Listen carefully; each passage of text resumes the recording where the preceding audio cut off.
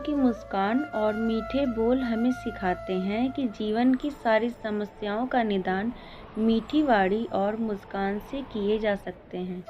काम, क्रोध और लोभ से बचना चाहिए। किसी भी विषय वस्तु की अत्यधिक चाह करने पर वो ना मिले तो क्रोध आता है। क्रोध इंसान की बुद्धि को भ्रष्ट कर देता है। कर्म करते रहना चाहिए। जीवन में कर्म अवश्य करते रहना चाहिए, चाहे जैसी भी परिस्थिति आए उसका सामना करना और उसके अनुसार काम करना चाहिए, जो हमें विपरीत परिस्थितियों से भी बाहर लाने में मदद करती है। धैर्य कभी नहीं छोड़ना चाहिए, जो हमें उचित निर्णय लेने में मदद करता है। अपनी सामर्थ्य के अनुसार प्रयास जरूर करने चाहिए। इंसान का आत्मसम्मान रिश्तों से भी बड़ा होता है। रिश्तों का नाम देकर गलतियों पर पर्दा नहीं डालना चाहिए। कंस श्री कृष्णा के मामा थे। उन्होंने उसके अहंकार, अत्याचारों और गलतियों, मासूमों के साथ किए गए दुर्व्यवहारों की सजा दी।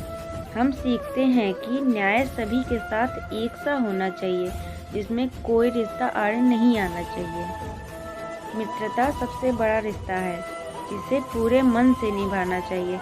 दोस्ती में छल कभी नहीं करना चाहिए। मित्र, सखा, चाहे वो गरीब हो, पुरुष हो या स्त्री, उनका हमेशा सम्मान करना चाहिए और समय पर मदद भी करना चाहिए, जैसे कृष्ण ने अपने मित्र सुदामा और द्रौपदी का साथ दिया था। खाना हमेशा प्रेम पूर्वक, सादा और पौष्टिक खाना चाहिए। उन्होंने कौरवों के व्यंजनों की जगह विदुर जी के घर स्नेह से परोसे गए भोजन को किया था। माखन, मिश्री और दही चिवड़ा कृष्णा को पसंद है, जिसका भोग आज भी हम सब लगाते हैं।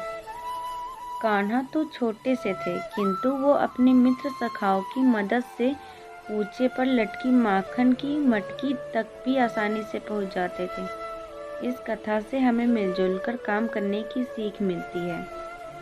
सच्चाई का साथ कभी नहीं छोड़ना चाहिए, जिसका उदाहरण महाभारत का युद्ध है। अपने कर्तव्यों से कभी पीछे नहीं हटना चाहिए।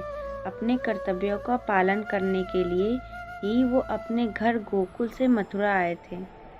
विपत्ति के समय आपसी मनमुटाव त्याग कर अपनों का साथ देना चाहिए।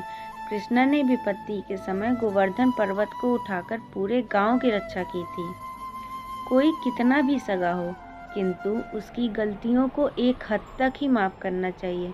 उस सीमा के बाद उसे सजा अवश्य देना चाहिए। कृष्णा ने अपनी बुआ के लड़के शिशुपाल को भी एक सीमा तक माफ़ किया था, बाद में उसका वध करना पड़ा था। समाज या लोगों की रक्षा के लिए अपने कदम पीछे करने पड़े तो उसमें कोई बुराई नहीं है।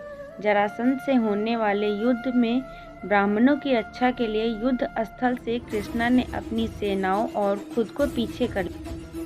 संगीत जीवन का अहम हिस्सा है, जो खुशी हो या परेशानी हमेशा साथ देता है, जिससे सकारात्मकता और ऊर्जा प्राप्त होती है। कान्हा जी की बांसुरी यही सिखाती है।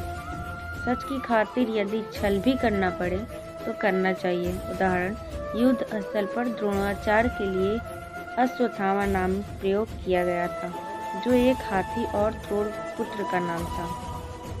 गलत का साथ देने वाले भी गलत होते हैं। द्रौपदी चीरहरण के समय राजा पूरी सभा के साथ घर के बुजुर्ग भी चुप थे, इसलिए वो सब भी इस पाप के भागीदार थे। इसलिए हमें सीख मिलती है कि कभी भी किसी गलत का साथ नहीं देना चाहिए, फिर वो चाहे कितना भी ताकतवर, ओहदे वाला और संपन्न क्यों न हो।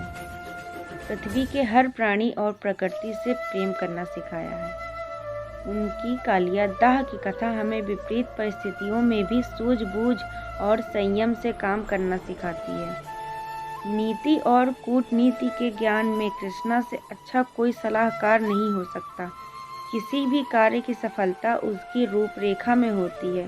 राजनीति में जब सामने वाला शक्तिशाली हो तो कूटनीति से काम लेना चाहिए। श्री कृष्णा के अनुसार कुल कुटुंब से बड़ा है समाज, समाज से भी बढ़कर है देश, देश सर्वोपरि है, किंतु देश से भी बढ़कर होता है धर्म, संस्कार, सत्य, जिसकी रक्षा हम सबको करनी चाहिए। यदि धर्म का नाश हुआ तो देश और समाज का पतन निश्चित है। इससे हम अपने धर्म की रक्षा नहीं करना सीखते हैं। श्री कृष्ण के जीवन की बातें हमेशा ही सीख देती आई हैं और हमेशा सिखाती रहेंगी। ज़रूरत सिर्फ इतनी है कि हम इन बातों को अपने जीवन में कितना अपना पाते हैं, बस ये ध्यान रखना है। राधे राधे।